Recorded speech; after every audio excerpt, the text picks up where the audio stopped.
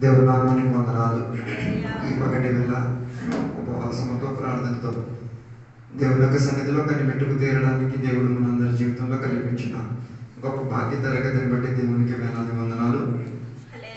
దేవుడు మనలందరినీ కూడా సమాధానంతో శక్తితో బలపరిచి తీరడానికి దేవుడు కృపావాత్సల్యము ఈ పగటి వేళ దయచేసి తీరడానికి దేవుడు మనలందరినీ కూడా సహాయపరిచి తీరుడు గాక. ఈ పగటి వేళ దేవుని యొక్క సన్నిధిలో మనం ప్రార్థన సహకారంగా ఉందాం.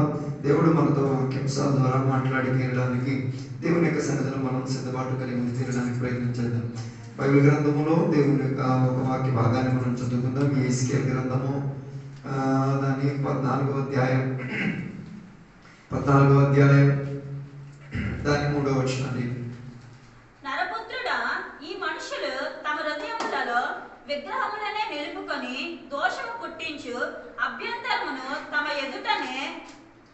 ఎదుటనే పెట్టుకొని ఉన్నారు. వీరు నా యొద్ద ఏమైనా విచారణ చేయదగునా? కావున నీవు వారి సంతతికి తెలియజేసి ఇలాగ చెప్పుము. చాలు. అక్కడ చదివిన వాక్య భాగములో ఇశ్రాయేలు ప్రజలతో దేవుడు మాట్లాడుతున్న ఒక వాక్య భాగమునే మనం చూచి తీరుతున్నట్టుగా మనకే కనబడుతున్నది. దేవుని యొక్క ప్రజలతో మాట్లాడుతున్న ప్రక్రియలో దేవునికి కిచ్చుచూ తీరాల్సి ఉన్న ఆరాధన కాకుండా అన్యారాధనకు దేవుని యొక్క బిడ్డలు ప్రాధాన్యత ఇచ్చి తీరి ఒక ప్రయత్నం చేసి తీరినట్టుగా ఆ వాక్యాంశాలు మనం చదివినప్పుడు మనం చూడగలిగి తీరుతున్నాం. చాలా మంది దేవుని యొక్క బిడ్డల జీవితం కూడా ఇదే రీతిగా కొనసాగుతున్న దేవునికి సేవిస్తున్నారు కానీ వారి అంతరంగములు ఏం కాదు, దేవునికి అనుకూలమైన రీతిగా కావట్లేదు.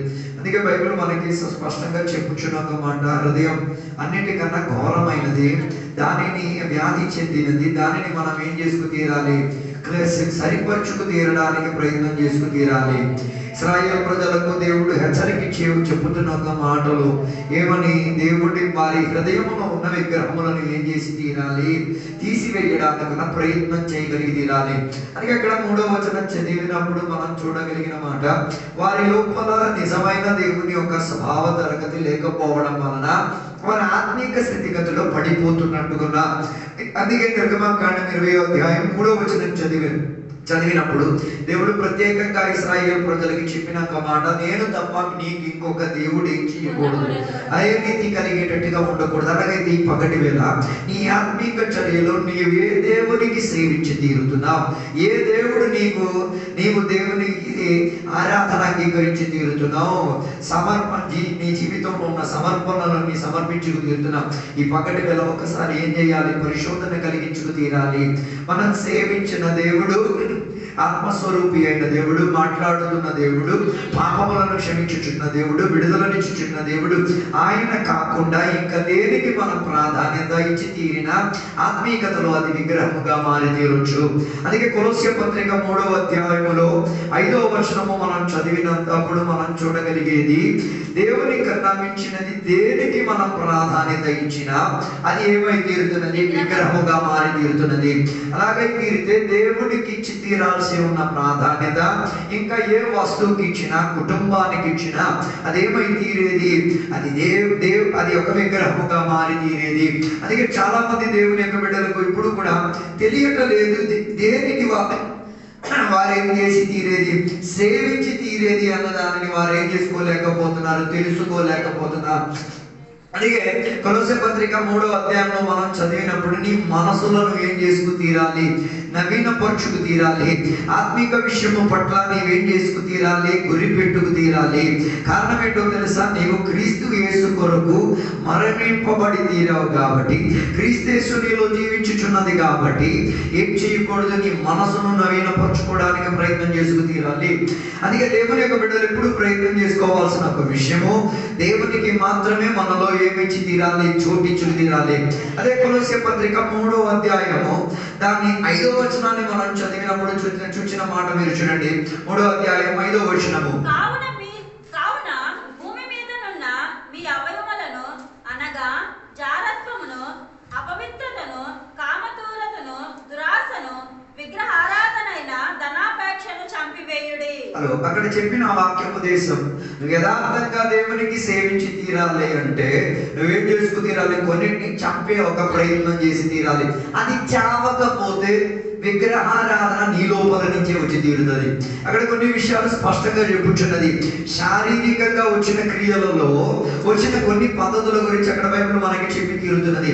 వాటిని మనం ప్రతిరోజు దైనందిన జీవితంలో ఏం చేసుకు తీరాలి? చంపుకునే ప్రయత్నం చేసుకు తీరాలి. ఈ పగటి వేళ నీ ఆరాధనను పరిశోధించేటప్పుడు చచ్చిన సామగ్రిని పట్టుకొని దేవునికి సేవించి తీరితే దాని అర్థం నువ్వు ఆరాధన చేసి విగ్రహాన్ని స్థాపించుకు తీరేది.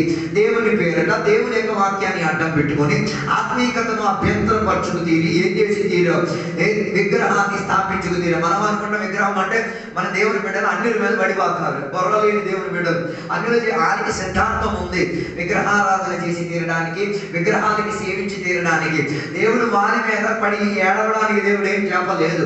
దేవుని బిడ్డల లోపల ఉన్న విగ్రహాలను ఏం చేసి తీరాలి?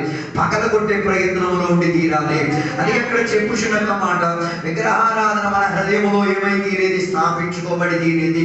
విగ్రహారాధన ధనముగా, విగ్రహారాధన ఘనతగా, విగ్రహారాధన ప్రజల మీద ఆసక్తిగా, విగ్రహారాధన విజయముగా, విగ్రహారాధన వ్యక్తి పరాన్ని ఘనపరిచి తీరేదిగా, విగ్రహారాధన దేవునికి మించి దేవునికి ఇచ్చి తీరాల్సిన ఉన్న చోటును వేరే దానికి ఇచ్చి తీరితే దాని అర్థము ఒక దేవునికి రక్షకునిగా అంగీకరించిందే విగ్రహాన్ని స్థాపించుకు తీరడానికి. అందుకే కొలొస్సే సంఘ బిడ్డలకి దేవుని యొక్క దాసు స్పష్టంగా చెప్పుచున్న మాట, క్రీస్తుని నీలో ఏం చేసి తీరాలి? జీవింప చేసి తీరడానికి, నీ మనసును వేర్పరచుకు తీరడానికి ప్రయత్నం చేసి తీరాలి. మనసు మారకపోతే విగ్రహం నీలోనే స్థాపింపబడి ఉండి తీరగలుగుతాయి. అందుకే ఇస్కేల్ గ్రంథం 14వ అధ్యాయము మనం చదవగలిగి తీరినప్పుడు మనం అక్కడ చూడగలిగిన ఒక మాట, విగ్రహం వారి హృదయంలోనే ఏమై ఉంది?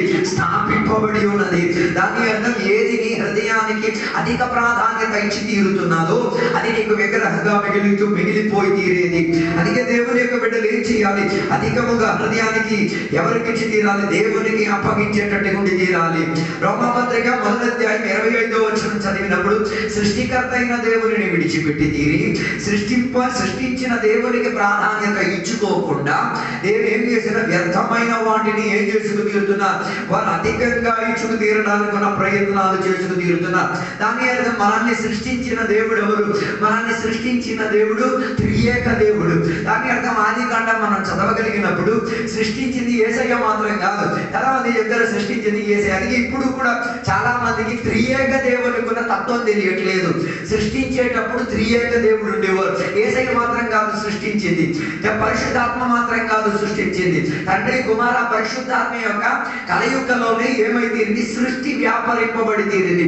అందుకే ఎక్కడ ఎవరికి ఘనత ఇచ్చుకు తీరాలో కొందరికి ఏం కావట్లేదు, అర్థం కావట్లేదు. అందుకే సృష్టించిన ప్రక్రియలో త్రియేక దేవుని తత్వం ఉంది. యేసయ్య జన్మించిన క్రమావళి ప్రక్రియలో యేసయ్య త్రియేక దేవుని యొక్క తత్వం ఉంది.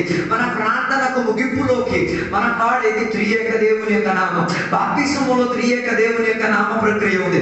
దాని అర్థం సృష్టించిన దేవుని తప్ప సృష్టికి ఏం చేయకూడదు, అధికంగా ఘనత ఇచ్చుకునే ప్రయత్నం ఉండిపోకూడదు. ఇక మత్తయి సువార్త 15వ అధ్యాయము 8వ వచనంలో యేసయ్య ఈ భూమిలో సంచరించుకు తిరిగినప్పుడు యేసయ్య తన ప్రజలను వైపు తిరిగి చూచి చెప్పిన ఒక మాట, ఈ ప్రజలు వ్యర్థముతో నన్ను పలికి వారి హృదయము ఏమై ఉన్నది?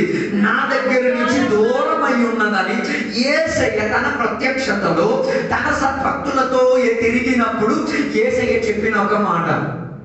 పెదవులతో మాత్రం వాళ్ళు ఏం చేసి తీరేది? స్తుతించి తీరేది, గణపరిచి తీరేది, ఆరాధించుకు తీరేది. హృదయం ఇప్పుడు కూడా ఎక్కడ ఉన్నది? యేసయ్యకు దగ్గరే కాకుండా యేసయ్య దగ్గర నుంచి ఏమై ఉన్నట్లు? దూరమై ఉన్నట్లా ఉన్నట్టుంది. అలాగైతే ఆ ప్రజలు యేసయ్యని వెంబడించింది దేనికి? ఆ ప్రజలు యేసయ్యని వెంబడించి తీరింది అద్భుతాలు చూసి తీరడానికి, ఆహారము కొరకు. ఇంకా కొందరు యేసయ్యని వెంబడించి తీరింది ఏంటి తెలుసా? యేసయ్యతో తిరిగితే ప్రజలను చాలా మందిని చుచ్చుకు తీరొచ్చు. దాని అర్థం నువ్వు దేని కొరకు యేసయ్యని వెంబడించుకు తీరేది? ఈ పగటి వేళ ఒక పరిశోధన నుండి తీరాలి. యేసయ్యను వెంబడించుకు తీరే వారి దాంట్లో దేవుడు నీ నిజ స్థితిని బయలుపరిచే తీరే దేవుడాయను. అందుకే మనం తెలుసుకు తీరాలి. మనం స్తుతించేటప్పుడు ఉట్టి 4 మాటలు చెప్పడం కాదు, ఆ మాట్లాడిన మాట సరవు కాదు. దేవుడు దానిని తేల్చి తీరితే మళ్ళీ నువ్వు వస్తావో లేదో చెప్పుకోలేవు. అందుకే మత్తయి సువార్త 15వ అధ్యాయం 8వ వచనంలో యేసయ్య సూటిగా వారితో మాట్లాడి చెప్పిన ఒక మాట, మీ పెదవులోకి ఆరాధన వ్యర్థం, హృదయం నాకేం కాదు, ఏ రీతిగా అనుకూలం చెందేటట్టుగా కాదు రాలేదు.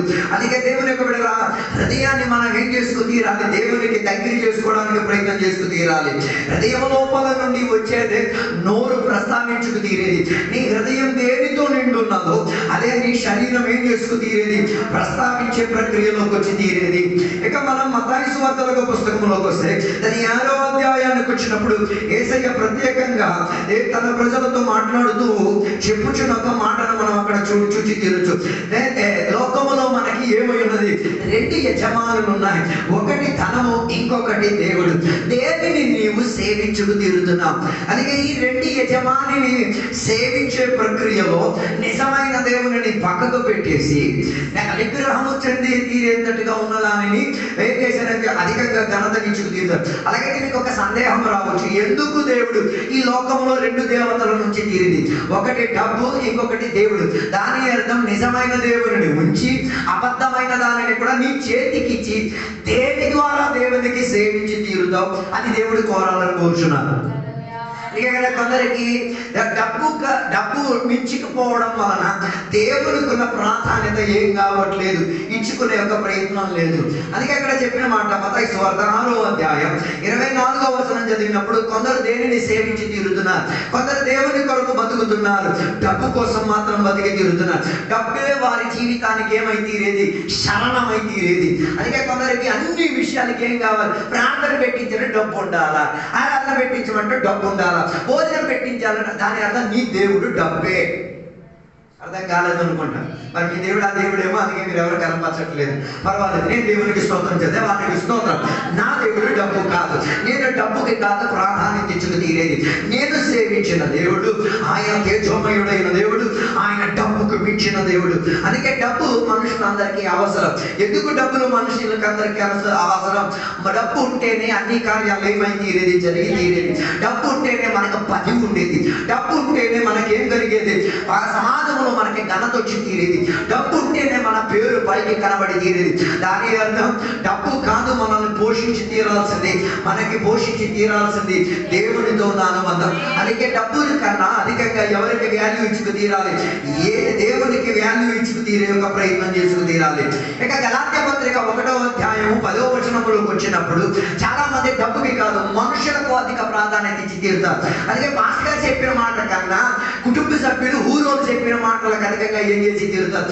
ఘనతనిచ్చే ప్రక్రియను చేసుకు తీరుతారు. ఉత్తుత్తునైతే సంఘాలకు వస్తున్నారు కానీ సంఘములో ఉన్న విషయాలకు ప్రాధాన్యత ఇవ్వకుండా బయట ప్రజలు చెప్పే మాటలను ఏం చేసి తీరేది? అధికంగా ఘనతనిచ్చుకు తీరేది. అలాగై తీరితే అది ఒక విగ్రహముగా బైబిల్ ఏం చేసి తీరుతున్నది? బోధించి తీరుతున్నది. అందుకే చాలా మంది జీవించేది దేనికి తెలుసా? ప్రజలను ఇంప్రెస్ చేయడానికి. మా అమ్మ ఏమంటారు అనుకుంటుంది, మా నాన్న ఏమనుకుంటారు. దాని అర్థం నువ్వే అప్పుడే ఆ అమ్మ నాన్నని అడ్డం పెట్టేసుకొని ఈ విగ్రహారాధనని ఏం చేసావు? ప్రారంభించుకు తీరేవన్నదాన్ని తెలుసుకు తీరాలి. అందుకే దేవుని యొక్క బిడ్డలారా, మనుషులు అందుకే బైబిల్ చెప్తున్న మాట, నరుల మీద ఆశ్రయించుట కన్నా దేవుని మీద ఆశ్రయించుకు తీరడం ఎంతో భాగ్యం చెంది తీరినది, ఎంతో దీవెన చెంది తీరింది. అలాగే తీరితే నువ్వు యథార్థంగా దేవుని సేవించుకు తీరుతున్నావు అయితే మనుషులు చెప్పే ఒక మాటలు కాదు, దేవుడు నీ పట్ల చెప్పేదానికి ఏమిచ్చి తీరాలి? అధిక ప్రాధాన్యత ఇచ్చుకు తీరడానికి ప్రయత్నం ఉండి తీరాలి. అలాగే తీరితే ఈ పగటి వేళ మనుషులు చెప్పే మాట కాదు, దేవుడు స్వయాన మనతో ఏం చేసి తీరాలి? మాట్లాడే ప్రక్రియ ఉండి తీరాలి. అబ్రహాము గురించి బైబిల్ చెప్తున్న మాట, అబ్రహాము కూడా ఒకనాటి కాల తరగతులు దేవునితో ఏ రీతి కలిగిన సంబంధం ఉండేది కాదు. ఒక్క దర్శనం ఆయన జీవితాన్ని ఏం చేసి తీరేది? మార్చేసి తీరేది. ఒక దర్శనం తన ఎన్నికను మార్చేసి తీరేది. ఒక దర్శనం తన జీవిత విధానం మార్చేసి తీరేది. అందుకే ఒకరోజు దేవుడు తన దగ్గర ప్రత్యక్షమై చెప్పిన ఒకే ఒక మాట, నీ జనముల నుండి, ఈ ప్రజల నుండి, స్వదేశాన్ని నీవేం చేశారు? విడిచి నేను నీకు చూపించి ప్రయాణం చేయి నడిపించుకున్న దేశం వైపు ఏం చేయాలి? ప్రయాణం చేసుకు తీరాలి. దాని అర్థం దేవునికి ఒక ప్రశ్న కూడా ఆయన అడిగి తీరలే. మొదలుగా ఆయన ఏం చేసుకున్నాడు? దేవుడు చెప్పిన ప్రణాళికకు ఏమైతే విధాయక చెందే ప్రక్రియను చేసుకు తీరాడు. దాని అర్థం ఇంతటే ముందు వరకు ఆయన నిజం కాని దేవుడిని సేవించేవాడు. ఆ దేవుడు ఆయనకి చెప్పాల ఎక్కడికి వెళ్ళి తీరడానికి. అలాగే తీరితే నిజమైన దేవునితో సహవాసం ప్రారంభింపబడి తీరితే ఎక్కడికి జీవితం నడిపించుకు తీరాలో ఆయన మనకి బోధించుకు తీరుతారు. అలాగే కొందరికి ఇప్పుడు కూడా తెలియదు ఎక్కడికి ఏది దేవుని యొక్క చిత్తం అన్నది ఇప్పుడు కూడా కొందరికి తెలియట్లేదు. ఈ పగలు దేవుడు నిన్ను చూపించింది దేవుని చిత్తమా? ఈ పని దేవుడు నీకు ఇచ్చింది దేవుని చిత్తమా కాదా? కొందరికి ఇప్పుడు కూడా ఏం లేదు, కాస్త కూడా అన్నింటినీ రుద్దేస్తున్నారు ఇది దేవుని చిత్తం అని. అలా కాదు, అన్ని దేవుని యొక్క చిత్తం అవుదు. దేవుని యొక్క చిత్తం ప్రత్యేక చలియటం ఒకటే ఉండి తీరేది. అలాగే తీరేది. అబ్రహాము దేవుని యొక్క చిత్తాన్ని ఏం చేసుకున్నాడు? తెలుసుకొని తన ప్రయాణాన్ని కొనసాగించుకు తీరాడు. అందుకే నేను చెప్పి రావడానికి నా ఉద్దేశం, అన్ని మన ఆరాధనలు కూడికలు అన్ని పాటించే దేనికి? దేవుని యొక్క చిత్తవృత్తిని తెలుసుకు తీరడానికి. దేవుడు మనకి నడిపించే ప్రక్రియలో మనం ఏం చేసి తీరాలి? నడిచే ఒక క్రమావళి మన జీవిత స్థితిగతులు ఉండి తీరాలి. అలాగై తీరితేనే ఏం చేసుకోగలిగి తీరేది? నడుచుకోగలిగి తీరేది. అది ఈ పగటి వేళ దేవుని యొక్క విడలారా మనం ఏం చేయాలి? దేవుని యొక్క చిత్తవృత్తి కొరకు ప్రయాణం తీరడానికి ప్రయత్నం చేసుకు తీరాలి. అపోస్తల క్రియ 5వ అధ్యాయంలో మనం చదవగలిగినప్పుడు ఒక కుటుంబం గురించి బైబిల్ అక్కడ స్పష్టంగా చెప్పి తీరేది. అనన్య సఫీరా అని చెప్పిన ఒక కుటుంబం. ఆ కుటుంబం సంఘం లోపలికి వచ్చి సంఘం లోపల ఉన్న ప్రాధాన్యత చెందే కుర్చీలను వహించుకు తీరారు. దేని వలన? హృదయం కరెక్ట్ లేకపోవడం వలన. అందుకే దాని అర్థం సంఘము లోపల కూడా అధికార స్థాయిలో కూడా కొందరు ఏమై తీరొచ్చు? విగ్రహారాధనకు ప్రమోట్ చేసుకున్న వారు ఉండి తీరొచ్చు. అందుకే అపోస్తల క్రియ 5వ అధ్యాయంలో మనం చదివినప్పుడు అనన్య సఫీరాల గురించి బైబిల్ చెప్పేది, వారు పరిశుద్ధాత్మపై వ్యతిరేకంగానే ఏం చేయడానికి ప్రారంభించారు? అబద్ధం చెప్పడానికి ప్రారంభించుకుంది. దాని అర్థం పరిశుద్ధాత్మ ఒక వ్యక్తి, శక్తికి మించిన ఒక వ్యక్తి అన్నది కూడా మర్చిపోయి తీరారు. అర్థం కాలేదు అనుకుంటారు. అందుకే కొందరు అన్ని భాషలు చెప్పేటప్పుడు కృపావరముతో దేవునికి సంతోషించేటప్పుడు ఆలోచించాలి మాటలు పలికేది ఒక వ్యక్తితో, ఒక శక్తితో కాదు. ఎవరికి చెప్పాలి అర్థం కావట్లేదు. గుర్తొచ్చిన 4 అన్ని భాషలు చెప్పాడు కదా, ఒక వ్యక్తి పక్కన కూర్చున్నాడు. ఆయన ఎవరు కాదు? తేజోమయుడైన దేవుడు. అందుకే పరిశుద్ధాత్మను దుఃఖపరచుకుని పరిశుద్ధాత్మకు ఏం చేయకూడదు? వేదన తెప్పించుకోకూడదు. చెప్పలేదు. ఎప్పుడు ఒక మనిషికి వేదన వచ్చేది, ఎప్పుడు ఒక మనిషికి దుఃఖం వచ్చేది, ఆయనకి నచ్చలేని దానిని చేసి తీరితే పరిశుద్ధాత్మకు దుఃఖం వచ్చి తీరుతుంది. దాని అర్థం పరిశుద్ధాత్మ దుఃఖపరిచి తీరితే నీకంత దమ్ము బలుపు ఏం లేదు ఆయన కన్నీరు తుడిచి తీరడానికి. అర్థం కాలేదు. పరిశుద్ధాత్మ, అందుకే బైబిల్ స్పష్టంగా చెప్పేది ఎవరిని దుఃఖపరచకూడదు, పరిశుద్ధాత్మను దుఃఖపరచకూడదు. అందుకే బైబిల్ స్పష్టంగా చెప్పేది, దేవుడు యేసయ్య గురించి ఎంత మాట్లాడినా క్షమిస్తారు, కానీ పరిశుద్ధాత్మ వ్యతిరేకంగా ఒక్క ఉచ్చరింపు సాక్ష్యము వాక్యం నీ పెదవులలోకి వచ్చేస్తే నిన్ను ఏం చేసి తీరదు, ఏనాడు కూడా క్షమించే తత్వం ఉండి తీరదు. దాని అర్థం పరిశుద్ధాత్మను ఏం చేయకూడదు? దుఃఖపరిచే ప్రస్తావన మన జీవితంలో ఉండకూడదు. నీకు ఆరాధన చేయడానికి ఇష్టం లేదా? మూలకి ఏమైనా ఒక మూట వస్తుంది, అక్కడ ఒదిగొప్పో తప్ప మౌనం పాటించి కూర్చో, లేకపోతే కుటుంబ తరగతికి మొత్తానికి నాశనం కలిగి వచ్చి తీరుతుంది. అందుకే పరిశుద్ధాత్మను ఉట్టిగా అనుకోకూడదు. పరిశుద్ధాత్మ దేవుని ద్వారా పంపబడినది. పరిశుద్ధాత్మ యేసయ్య వాగ్దానం ఇచ్చి తీరడం వలన భూమిలోకి వచ్చి తీరదు. అందుకే అపోస్తల క్రియ చెప్పుచున్నమాట, వారందరూ ఒక గదిలో కూర్చున్నప్పుడు అందరూ నిండారని రాశారు, కొందరు నిండారని రాయలే. దాని అర్థం సంఘము లోపల కొందరు మాత్రం నిండుతున్నంటే అందరూ నిండట్లేదు, విగ్రహాలు ఉన్నాయని అర్థం. అర్థం కాలేదు అనుకుంటా. ఆ కొందరిలో నువ్వు ఉన్నావు, అందరిలో నువ్వు లేకపోతే దాని అర్థం ఆ సంఘానికి విగ్రహం నువ్వే. నీ లోపల పగిలింపు వచ్చి తీరాలి, నీ లోపల పశ్చాత్తాపం వచ్చి తీరాలి, నీ లోపల దేవుని సన్నిధిలో ఏముండి తీరాలి? అంగీకరణ చెందే ఒక భావన వచ్చి తీరాలి. అనన్య సఫీరాకి దేవుడు ఎందుకు సంఘం లోపల ఉంచారు? ఎందుకు వారికి ప్రాధాన్యత చెందిన కుర్చీలు ఇచ్చారు? వాళ్ళకి అవకాశం దొరకడానికి. ఆ అవకాశం మూలంగా ఏం చేసుకు తీరాలి? పరిశుద్ధాత్మను దుఃఖపరిచే చర్య తెచ్చుకునే ప్రయత్నం ఉండి తీరకూడదు. అందుకే అనన్య సఫీరా గురించి చరిత్ర గ్రంథాలు చెప్తున్న మాట, వారు డబ్బునిచ్చి వారు ఏం చేస్తున్నారు? ప్రాధాన్యత చెందిన కుర్చీలు తెచ్చుకున్నారు. అదో మీరు సంఘం లోపల దేవుడు నీకు ఏదైనా ప్రాధాన్యత ఇచ్చి దాన్ని బాధ్యతగా చేయండి. అది దేని అనుసరించలేదు, బలవంతంగా చేయడానికి ప్రయత్నం చేయకూడదు. లేదు, ఏం చేయాలి? బాధ్యతగా చేయాలి. అందుకే అనన్య సఫీరాలో ఎందుకు దేవుని సన్నిధిలో వారికి పొలం అమ్మించి తీరేది? వారికి బాధ్యతగా అనిపించింది. అర్థం కాలేదు. బలవంతంగా కాదు, బాధ్యతగా అనిపించారు. ఇవ్వలేకపోతే ఏమనుకుంటారు, నేను ప్రార్థనకి వెళ్ళలేకపోతే ఏమను. దాని అర్థం అనన్య సఫీరా నేటికి కూడా బతుకున్నానని అర్థం. బలవంతంగా కాదు, అది నేను చేసుకు తీరాలి, ఇది నాకున్న బాధ్యత, ఇది నేను చేసే ప్రక్రియ అన్నట్టుగా ఏం చేయాలి? మన మనసాక్షి మనతో మాట్లాడి తీరాలి. దాని అర్థం అనన్య సఫీరాలు ఏం చేసుకు తీరలేదు, దేవుని యొక్క మాటలను అంగీకరించకుండా అబద్ధానికి అధికంగా ఏం చేయడానికి, ప్రమోట్ చేసి తీరడానికి ప్రయత్నం చేసుకు తీరారు. అందుకే బైబిల్ చెప్పేది, దేవునికి సేవించేవారు ఆత్మతోను సత్యముతోను. ఆత్మకు ఒక ప్రత్యేకత ఉంది. ఆత్మకు ప్రత్యేకత ఏంటి తెలుసా? ఆత్మ ఆత్మకు అత్యాచారం జరిగి తీరొచ్చు, ఆత్మకు ఒక ప్రత్యేకత, ఆత్మ దేవునితో సంభాషించి తీరొచ్చు. కానీ సత్యానికి ఒక ప్రత్యేకత, అది నీ లోపల నుంచి వచ్చి తీరాలి. అందుకే సమరయ స్త్రీ యేసయ్య దగ్గరికి వచ్చి ఆత్మతో సత్యముతో దేవునికి సేవించి తీరాలి అని చెప్పినప్పుడు ఆమెకు అర్థమైతేంది, ఇన్నాళ్ళు ఆమె ఆత్మ అబద్ధానికి అధిక ప్రమోట్ ఇచ్చి తీరేది, అధికంగా ఘనత ఇచ్చి తీరేది. అందుకే బైబిల్ చెప్తే పరిశుద్ధాత్మను సత్యాత్మ, సత్యాత్మ మన మీదకి వచ్చినప్పుడు అది మనల్ని ఏం చేసే స్వాతంత్ర పరిస్థితి ఉంటుంది. దాని అర్థం ఆ నిజమైన ఆత్మశక్తి నీలోకి వచ్చింది, స్వాతంత్రమే నీలోకి వచ్చేది, స్వాతంత్ర్యం రాదు. దాని అందుకే యేసయ్య స్పష్టంగా చెప్పిన దేవునికి సేవించే వాళ్ళు ఏముండి తీరాలి, ఆత్మ ఉండి తీరాలి. మనిషి యొక్క ఆత్మకు ఒక ప్రత్యేకత ఉంది, అది దేవుని ద్వారా ఇవ్వబడినది. అది ఉపయోగించాల్సిన శ్రేణిలో ఉపయోగించలేకపోతే ఏమై తీరొచ్చు, అది ఉపయోగం కాలేని ప్రక్రియలోకి మార్పు చెంది తీరొచ్చు. అందుకే దేవుడు అనన్య సఫీరాలకి ఏమి ఇచ్చారు, దేవుడు అవకాశం ఇచ్చి తీరారు. అందుకే అవకాశం ప్రతిరోజు తలుపు తడుతున్నాయి, దానిని స్పందించుకోగలిగిన వాడు అవకాశాన్ని ఉపయోగించుకోగలిగి తీరింది.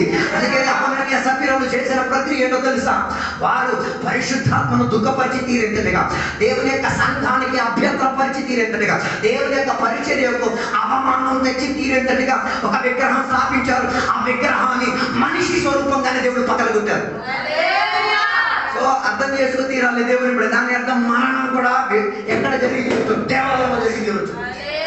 అంత పవర్ఫుల్ దేవుని యొక్క సాన్నిధ్యం. మరి ఎంతో సత్యాలు లేదు, మీరే వివేచించండి. మీకు మనసాక్షులు ఉన్నాయి, మీకు దేవుడు అంటే ఎవడో తెలుసు, మీరే వివేచించండి. బతుకున్నావా, సగమై ఉన్నావా? అందుకే నేను చెప్పి రావడానికి ఉద్దేశం ఇదే, దేవుని యొక్క విడుదల పరిశుద్ధాత్మను ఘనతపరిచి తీరాలి. దేవుని కొన్న త్రియక తత్వాన్ని ఏం చేయాలి, వెలిగించుకు తీరాలి. అందుకే బైబిల్ చెప్తున్నాడు, ఇందాక నేను ఒక మాట నేను చెప్పాను, పరిశుద్ధాత్మను దుఃఖపరచువాడు, పరిశుద్ధాత్మను వేదన పరచువాడు ఏం చేయాలి, ఆయన పాపములకు ఏం దొరికిందో క్షమాపణ దొరికింది. దాని అర్థం తండ్రి అయిన దేవునికి యేసయ్యకు ఘనత లేదు అన్నది కాదు, వారికి ఉన్న ఘనతను ఎవరికి అధికంగా ఇచ్చారు, పరిశుద్ధాత్మ. ఇప్పుడు ఉన్న కాల తరగతి పరిశుద్ధాత్మకు ఉన్న కాల తరగతి. అందుకే ఆరాధనలు పరిశుద్ధాత్మ వ్యాపారం ఉండాలి. ఇప్పుడు సినిమా పాటలు వెళ్ళాలనుకున్న వేదిక ఆత్మశక్తి దిగరాలి. ఆత్మశక్తిని దిప్పలేకపోతే ఈ పని ఆపేసి వేరే పనికి వెళ్ళడం మంచిది. అర్థం కాలేదు అనుకుంటా. హలో, ప్రతి కూడికలు ఆత్మశక్తి దిగాలి, ప్రతి కూడికలు ఆత్మశక్తి కొరకు దాపం ఉండాలి, ప్రతి కూడికలు ఆత్మలో నిండుబాటు రావాలి. లేకపోతే ఇవన్నీ నాటకమే, ఎన్ని భూమిలో మిగిలిపోయి తీరేది. అనన్య సఫీరాలు నేటికి బతుకున్న దానిని రుజువైపోయి తీరుతుంది. అది రుజువై కాకుండా ఉండి తీరడానికి ఏం చేయాలి, ఆత్మకు నాశనం చోటించి తీరాలి.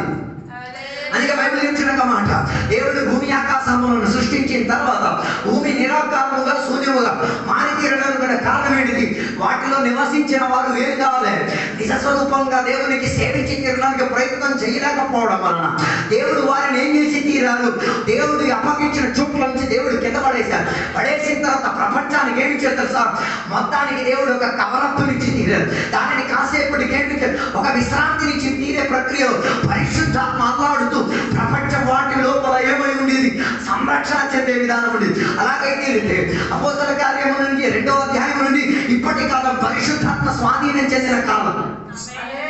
అందుకే పరిశుద్ధాత్మలో ఏమై ఉండి తీరాలి, నిండేవారై ఉండి తీరాలి, పరిశుద్ధాత్మను ఘనపరిచే వారి ఉండి తీరాలి, పరిశుద్ధాత్మతో రిసీవ్ చేసుకునే వారి ఉండి తీరాలి.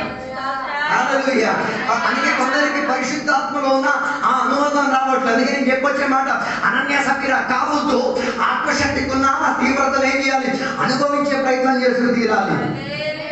అందుకే బైబిల్ చెప్పే ఒక మాట, అపోస్తల క్రియలో అనన్య సఫీరాలు ఏం చేశారు, పరిశుద్ధాత్మను తొక్కేసి వారికి ఉన్న ఘనతను అధికపరచడానికి ప్రయత్నం చేసి తీరారు. దాని వలన సంఘము లోపల భార్య భర్త ఏమై తీరారు, మరణించి తీరారు. హలో, దేవుడు మరణించి తీరడానికి రాలే, యేసయ్య మరణించింది నీకు మరణం రావడానికి కాదు, పునర్జీవనం వచ్చి తీరాలి, ఆత్మశక్తిని పొందుకు తీరాలి, విడుదలను పొందుకు తీరాలి. అలాగైతే ఎందుకు మరణం వైపు ప్రయాణం అయి తీరాలి, నిజమైన దేవుని దగ్గరికి తిరిగి వచ్చాడు.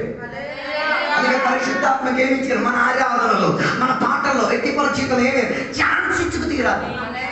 బైబిల్ చెప్పేది యేసయ్య ఈ భూమి నుండి భూమి లోపల సమాధి చేయబడిన తర్వాత లెగించినది ఎలాగో తెలుసా, పునరుత్థానపు శక్తి. ఎలా, పరిశుద్ధాత్మ శక్తి.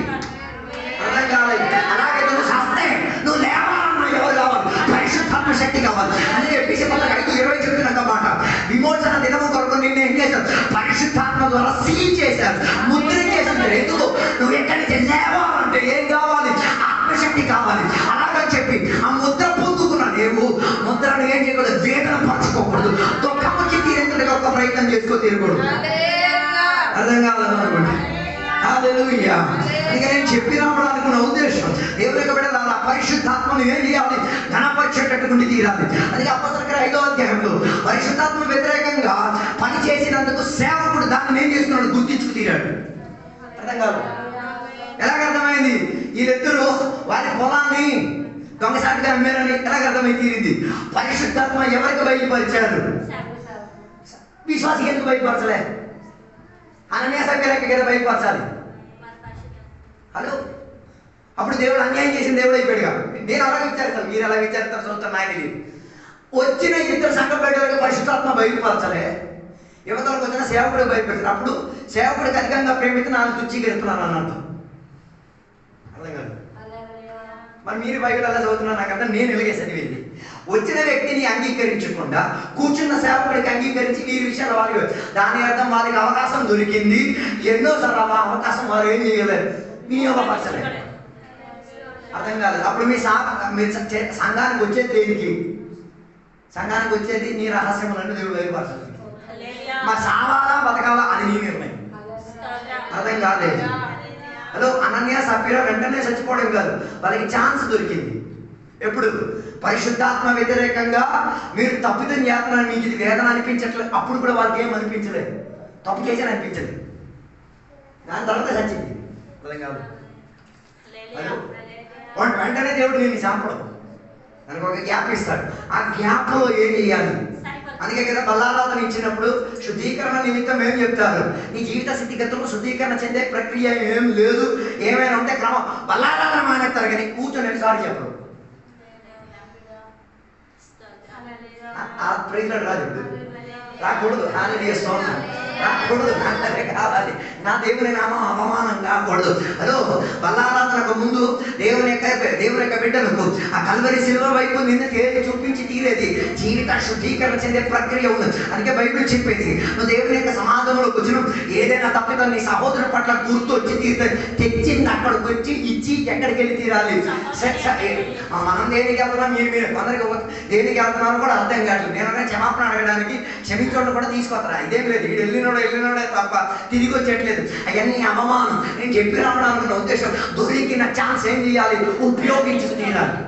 అందుకే బైబిల్ చెప్పేది, శుభవర్తమానం చెప్పే వారి పాదం ఎంతో మనోహరం. అందుకే సమయం ముందు అసమయం ముందు ఎప్పుడు రెడీ అయి ఉండి తీరాలి. దేని గురించి? దేవుని యొక్క ఉపదేశం చెప్పి తీరాలి. అందుకే ఇప్పుడు కూడా కొందరికి దేని గురించి తెలియట్లేదు, ఆపర్చునిటీని ఉపయోగించడం తెలియట్లేదు. ఎప్పుడు ముహూర్తాన్ని లేకపోతే సమయాన్ని ఏం చేసుకోవాలి, అంగీకరించి తీరాలన్నది కొందరికి ఇప్పుడు అర్థం కావట్లేదు. అందుకే అనన్య సభ్యులకి దేవుడు బయలుపరిచారు. వారు బయలుపరిచిన వారి హృదయ కాఠిన్యం ఏం చేసి తీరాలి. మేము చేసేది తప్పు అన్నట్టుగా వారికి ఏం కాలేదు, ఏ రీతి కలిగేట అవగాహన కలగలేదు. అలాగైతే వారు చర్చికి వచ్చి పాస్టర్ గారు చెప్పిన వాక్యాలకి దేనికి ఏం చేసేవారు కాదు, అంగీకరించే మనస్తత్వం కాదు. సంఘ పెద్దలే, అభిషక్తులే సంఘానికి అన్ని విషయాలు నడిపించుకున్నారు, కానీ వారి మనసు ఏం కాదు, దేవుని పట్ల సంఘం పట్ల ఏ రీతి కలిగేటట్టుగా ఏం లేదు, కలిసేటట్టుగా లేదు. అందుకే నేను చెప్పి రావడానికి ఉద్దేశం ఇదే, వారు ఏమైతీరారు, దేవుని యొక్క సమాజం లోపలే ఏమైతీరదు, వారి విస్తారణ జరిగి తీరింది. అలాగైతే పగటి వేళ దేవుని విడవాలో తెలుసు తీరాలి. విగ్రహం ఎక్కడో కాదు పగలాలి, పగలాల్సింది ఎక్కడ, దేవుని యొక్క సమాజంలోనే పగిలి తీరాలి. అనన్య సభ్యులకు పగిలినట్టుగా కాకుండా మనల్ని మనం పగలగొట్టుకోవడానికి ప్రయత్నం చేస్తూ తీరాలి. అలా పగలగొట్టిన విగ్రహాలను పగలగొట్టుకోగలిగి తీరితే నిజమైన దేవుడు ఏం చేయగలిగి తీరేది, సాక్ష్యం వహించుకోగలిగి తీరేది. దేవుని యొక్క ప్రాధాన్యత కలిగిన విలువైన సందేశం నిలకడత్వం కలిగి ఉండగలిగి తీరేది. అందుకే బైబిల్ చెప్పేది, జక్కయ్యని చెప్పిన ఒక మనిషి యేసయ్యని కలవడానికి వచ్చాడు. కలవడానికి వచ్చిన ప్రక్రియలో యేసయ్య ఆయన ఏం చేశారో కూర్చున్న చోట్ల నుంచి దిగమని చెప్పారు. నేను అది పోయిన రోజు చదివినప్పుడు అందులో నాకు ఒక ఆత్మీయ సత్యం కనబడి తీరింది. దేవుడు ఆయనని కిందకి దిగమని చెప్పినప్పుడు దాని అర్థం, నువ్వు కిందకి దిగితేనే నేను రాజాది రాజుగా నీ మీద వచ్చి చాలా మంది దిగరు. ఎక్కడి నుంచి దిగరు? ఏ చోట్ల కూకున్నామో అక్కడి నుంచి దిగడానికి ప్రయత్నం చేయరు. అందుకే బైబిల్ చెప్పేది యేసయ్యను రక్షకునిగా అంగీకరించేటప్పుడు యేసయ్యను ప్రభువుగా అంగీకరించాలి. ప్రభు అన్న పదానికి అర్థం యజమాని, కర్త, అధికారి, వారసుడు, లేకపోతే అన్నిటిపైన సామ్రాజ్యం కలిగిన వాడు అని చెప్పదు. దాని అర్థం ఏ రోజు నువ్వు యేసయ్యను రక్షకునిగా అంగీకరించావు ఆ రోజు ఎవరు నీ జీవితానికి నీ ఆలోచనకి నా తలంపులకు ప్రభు అయి తీరారు. యేసయ్యే నీ జీవిత క్రమావళికి అన్నిటికీ ప్రభు అయి తీరారు. దాని అర్థం యేసయ్య ప్రభు అయి తీరితే దిగమని చెప్తే దిగ. అర్థం కాలేదు. మిగతా ప్రజలకి యేసయ్య ఎందుకు దిగమని చెప్పలే? అర్థం కాలేదు. జక్కయ్యకి మాత్రమే దిగమని చెప్పారు. మిగతా ప్రజలతో దేవునికి పని అక్కర్లేదు. వాళ్ళు దిగరన్న విషయం ఎవరికి తెలుసు? యేసయ్యకి సూపర్గా తెలుసు. అర్థం కాలేదు. అలాగైతే వాక్య పరిచర్యలు కొందరు మాత్రం దిగుతున్నారు, కొందరు దిగట్లేదంటే దేవుడికి వారు అక్కర్లేదని అర్థం. వారికి అవకాశం ఇచ్చి వారు ఏం చేయలేదు, దిగలేదు. దేవుడు దిగమని చెప్పినప్పుడు వారికి అక్కడ అవకాశం ఉండేది. కేవలం అక్కడ జక్కయ్య పేరు వాడు మెన్షన్ చేయబడింది. జక్కయ్య కిందకి దిగరా అని చెప్పినప్పుడు నా పేరు ఎందుకు పిలవలేదని ఆలోచన రాలే. అర్థం కాలేదు. అదో కూర్చున్న ప్రజల్లో ఏం ఆలోచన, నా పేరు ఆయన పేరే ఎందుకు పిలిచారు, నా పేరు ఎందుకు పిలవలేదు? అయితే నన్ను దేవుడు గుర్తించలేదా? అయితే నా దగ్గరికి దేవుడు రాలేదు. దేవుడు నీ దగ్గరికి వచ్చారు. నీ పేరును ఎరిగి తీరి పలికి తీరేంతటిగా ఏది దేవునికి కనబడలేదు. జక్కయ్య యొక్క పేరు పలికి తీరడానికి కారణం ఏంటి తెలుసా? జక్కయ్య అన్న పదానికి అర్థం నిమ్రం కలిగిన వాడు, శుద్ధి కలిగిన వాడు, మంచి సరళ మనసం కలిగిన వాడు. అయితే చెప్పేది యేసయ్య ఏ ప్రాంతంలో వెళ్తున్నాడో దాని గురించి వెతికి తీరడానికి ఆయనకి ఏముంది? ఆత్మతుంది. యేసయ్య ఏ ప్రాంతం, ఎరికో ప్రాంతం నుంచి వస్తారు అన్న వివరణ ఇది ఎలా తెలుసుకున్నారు? దాని అర్థం యేసయ్యని చూసి తీరాలంటే యేసయ్య వెనకాతలు తెలియ యేసయ్య ఎక్కడెక్కడికి వెళ్తున్నారో తెలుసుకుని తీరడానికి ఆత్మత. అలాగైతే రాత్రి నిద్ర లేకుండా ఎక్కడికి వెళ్ళి ఉంటాడు. ఆ శిష్యుడు రేపు ఎక్కడికి వెళ్తాడు, రేపు ఏ విధి చేస్తాడు, ఇవన్నీ కనుక్కొని ఏం చేస్తున్నాడు తెలుసుకోవడానికి ఉన్న ప్రయత్నం. కానీ ఆ ప్రయత్నం మధ్యలో వీడు అనుకున్నాడు, నేను ముందుగా పరిగెట్టేస్తే అయిపోద్ది, ముందుగా పరిగెట్టేస్తే అవ్వదు, ముందుగా పరిగెట్టేదానికి యేసయ్యతో కలిసి పరిగెట్టి తీరడానికి ఉన్న ప్రయత్నం ఏమై ఉండి జీవితంలో ఉండి తీరాలి. చాలా మందికి ఇష్టం ఏంటో యేసయ్యకి మించి పరిగెట్టుకోవడానికి. అర్థం కాలేదు. ఈ ఆత్మశక్తి లేకుండా పాటలు పాడారు, నువ్వు యేసయ్యకి మించి పారిపోతావు. అర్థం కాలేదు. కృపావరంతో పరిగెట్టలేదంటే దాని అర్థం ఇంకేంట్లో నువ్వు పరిగెడుతున్నావు. దాని అర్థం అది ఏం కాదు, దేవునికి సుఖం చెందేది కాదు. జక్కయ్య ముందుగా పరిగెట్టాడు, పరిగెట్టని చెట్టు ఎక్కాడు. కానీ యేసయ్య ఏం చెప్పారు తెలుసా? నువ్వు ముందు పరిగెట్టావు కదా, ఎక్కడ నువ్వు ఏం చేయాలి, నాతో కలిసి రావాలి. అందుకే అక్కడ బైబిల్ చెప్తున్న మాట, నువ్వు కిందకి దిగిరా, నేను నీ ఇంట్లో ఏం చేసుకు తీరాలి, నివాసం చేసుకు తీరాలి. దాని అర్థం యేసయ్య చెప్పిన సింపుల్ మాట. ఏదైనా చెప్పినా నువ్వు దిగిరా, నేను రాజు అయిపోయి నీ ఇంటికి రావాలి. నేను రాజుగా ఉండి నీ లోపలికి వచ్చి తీరాలి. నేను రాజుగా ఉండి ముందుగా నీ కొరకు వెళ్ళి తీరాలి. నేను రాజుగా ఉండి నీ తోడుగా నడిచి తీరాలి. దాని అర్థం రాజుకు ప్రాధాన్యత ఇచ్చి తీరితే ప్రజలకు పెద్ద ప్రాధాన్యత ఏమి ఉండదు. అర్థం కాలేదు అనుకుంటా. యేసయ్య రాజుగా మారి తీరితే వారికి మరి ఇంకే విషయం ఏం కాదు, ప్రాధాన్యత చెందేటట్టుగా ఉండి తీరదు. వారికి ఏ విషయంలో ఏముండదు, అభ్యంతరం కారణమైనది అన్ని వహించి తీరాల్సిన వాడు యేసయ్య కాబట్టి. అందుకే పౌలు గురించి బైబిల్ చెప్తున్నాం కాబట్టి, నేను సంఘాన్ని ఏం చేసేవాడిని, చిత్రహింసలు పెట్టేవాడిని. అదే ఫిలిప్పీ పత్రిక 3వ అధ్యాయం కింద చదివితే సంఘాన్ని అభ్యంతరపరిచేది అది ఒక అభిమానంగా భావించకూడదు. ఓ లార్డ్, దేన్ని? సంఘాన్ని ఆరాధనలో రాకపోతే సంఘం నీకు ఆత్మ దూరితని అర్థం. హల్లెలూయా. సంఘ పరిచర్యను ఏం చేసేది? అదొక అభిమానం కదా. ఓ నేను ప్రార్థనకి వెళ్ళలేదు కదా, ప్రాబ్లం ఏంటి? అది ఏంటిది? ఒక అభిమానం. ఆ అభిమానం చావాలి. అందుకే పౌలు గారు చెప్పిన మాట, నాకు అభిమానం. అక్కడ 7 రీతి కలిగిన అభిమానాల గురించి, ఇశ్రాయేలీయుడు అన్న అభిమానం. రెండోది ఆయన దేవుని యొక్క ధర్మశాస్త్రం గురించి ఆయన అభిమానం. బెన్యామీను గోత్రస్తుడు అన్నదానికి ఉన్న అభిమానం. ఈ అభిమానాలు అన్నీ పెట్టేసుకొని దేవుని దగ్గరికి వచ్చినాడు. ఈ అభిమానం ఇవన్నీ చౌటి పొర్ర అన్నది ఆయనకు అర్థమయ్యేసరికి ఓకే, ఇవన్నీ చౌటి పొర్ర అయితే నువ్వే నాకు అభిమానం. ఆ అభిమానాలన్నింటినీ పక్కకు పెట్టేసి ఇదేం కాదు, ఇవన్నీ సులకనైనది, దీనికి మించింది యేసయ్య. అందుకే ఆయన ఏం చేశాడు కదా, ఆ యేసయ్యకున్న సంఘాన్ని ఆయన పరిపాలించుకునే బాధ్యత చేసుకున్నాడు.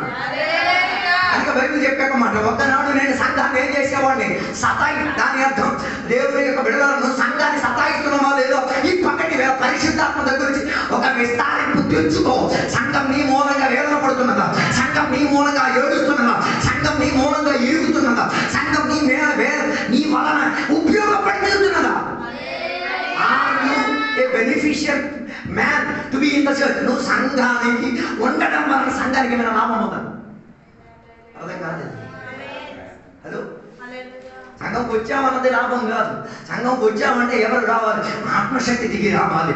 దేవుని యొక్క వాక్యం విరచల్లబడి తీరాలి. దాని వలన సంఘంలో ప్రజలు మారు మనసు. ఓ లార్డ్, అందుకే ఈ కాల తరగతిలో మారు మనసు సంఘాల్లో జరిగేది కనబడట్లేదు. హలో, బైబిల్ గ్రంథంలో మనం చదివినప్పుడు నేమ్యా గ్రంథంలోనే అనుకుంటా ఆ వాక్యం చదివేటప్పుడు వారికి ఏడుపు వచ్చేసింది. విలపించి తీరారు. ఏం చూడలేదు ఎలాంటి విలాపాలు. పోయిన రోజు మేము ఒక ప్రార్థనకి వెళ్ళాం. అక్కడ పాస్ గారు కేవలం 15 నిమిషాలు వాక్యం చెప్పారు.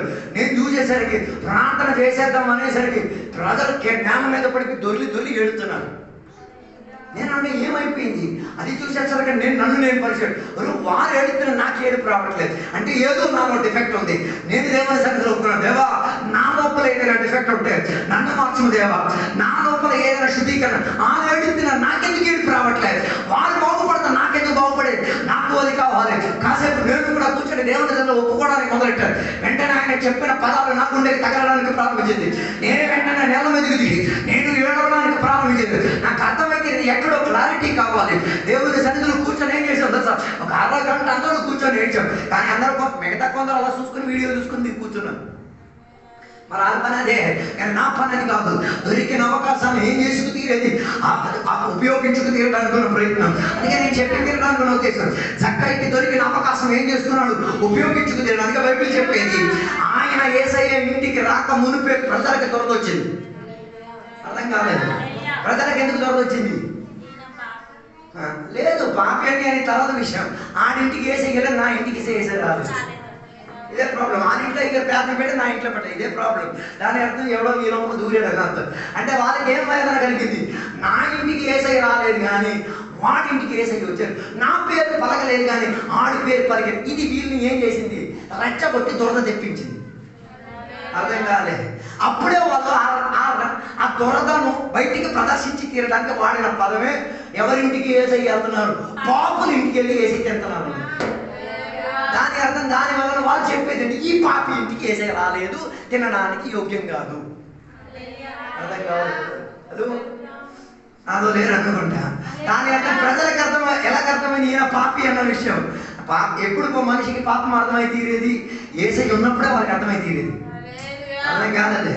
యేసయ్య సమాజం దాని అర్థం యేసయ్య సమాజంలో ఉండి పాపం ఒప్పుకున్న వారు ఉన్నాడు, పాపం రుద్దుకున్నోడు కూడా ఉన్నాడు. నువ్వు ఒప్పుకున్నాడు వాడు రుద్దుకున్నాడు, నువ్వే వివేచించుకో. ఆ ప్రజలు మాత్రం పాపం రుద్దుకున్నారు. ఈయన పాపి అన్నాడు. యేసు అన్న పదానికి అర్థం పాపము నుంచి విడిపించిన వాడు, లోకము నుంచి విడిపించిన వాడు, అతిక్రమాల నుంచి విడిపించిన వాడు, శారీరక క్రియల నుంచి విడిపించిన వాడు, అసంబంధం చెందే దాని నుంచి విడిపించిన వాడు, శాపాల నుంచి విడిపించిన వాడు. కానీ ఈయన చెప్పేది తెలుసా? మాకు అవన్నీ ఉండాలా, మేము పాపిగానే ఉండి తీరాలి, కానీ మాకు ఇందులో నుంచి ఏమక్కర్లేదు, విడుదల అక్కర్లేదు. ఓ లార్డ్, సంఘంలో నువ్వు ఆ ప్రక్రియలో ఉండి తీరితే ఇతరులకు పాపం రుద్దే ప్రక్రియ అయితే మారు మనసు పొందేసుకో, జీవితం బాగుపరిచేసుకో. నీ పాపాలు కడగబడి తీరడానికి యేసయ్య మరణించి తీరింది. నీ పాప ప్రాయశ్చిత్త నిమిత్తమే యేసయ్య నీ దగ్గరకు వచ్చి తీరింది. యేసయ్య ఒకరి పేరు పలికి తీరితే నీ పేరు కూడా పలకబడి తీరాలి. అందుకే బైబిల్ చెప్పేది జీవ గ్రంథంలో పేరు ఉన్నవారు మాత్రమే ఏమై తీరేది? పరలోక గమని ఎక్కగలిగి తీరేది. అలాగైతే ఈ పగల నీ పేరు ఎక్కడుందో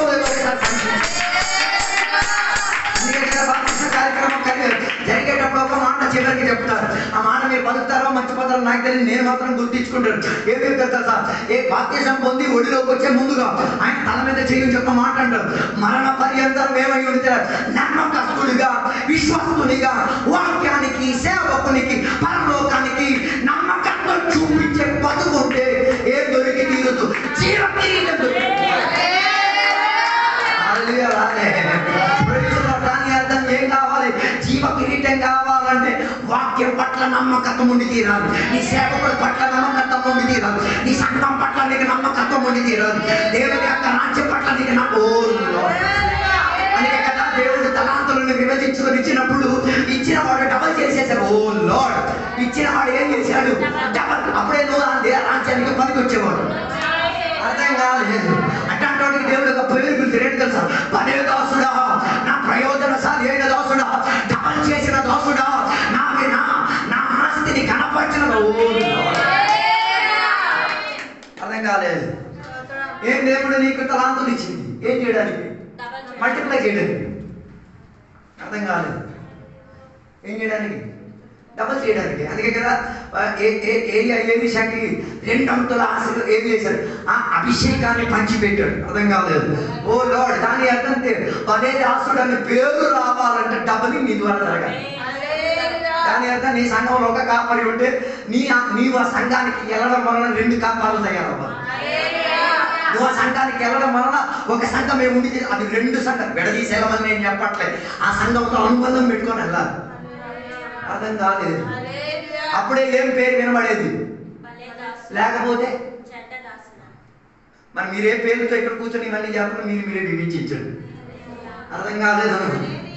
దేవుని నోట్ల నేను చెడ్డదాసుడు అని దేవుడు పిలిచి తీరితే దానిని మంచి తీర్చుకోవడానికి మన అవకాశమే. ఈ భూమిలో దేవుడు నీకు ఆయుష్ ఇచ్చాడు. ఆయుష్ ఇచ్చి దేవుడు ఏ చేసి తీరింది అవకాశం. అనన్య సభ్యురాలు కూడా దేవుడు తలాంతు ఇచ్చారు. అనన్య సభ్యురాలు కూడా దేవుడు సంఘం లోపల సంఘ పెద్దలుగా మార్చారు. అనన్య సభ్యురాలు కూడా సంఘం లోపల ఒక మంచి వేదికను ఏర్పాటు చేశారు. వారు దానిని ఏం చేయలేదు? మంచి దాసుడు అని పిచ్చుకు తీయడానికి ప్రయత్నం చేయలేదు. పదే దాసుడు అన్న పేరు తెచ్చుకు తీరడానికి దానికి పరిశుద్ధాత్మ సహాయపడింది. దానికి వాక్యోపదేశాలు విరదలబడింది. దానికి సంఘము ఉండేది. దానికి సేవ పరిచయం ఉండేది. దానికి సువార్త భాగములు ఉండేది. అన్ని ఉన్నా కూడా ఏం చేయలేకపోయింది? మంచి దాసుడు అన్న పేరు తెచ్చుకోవాలి.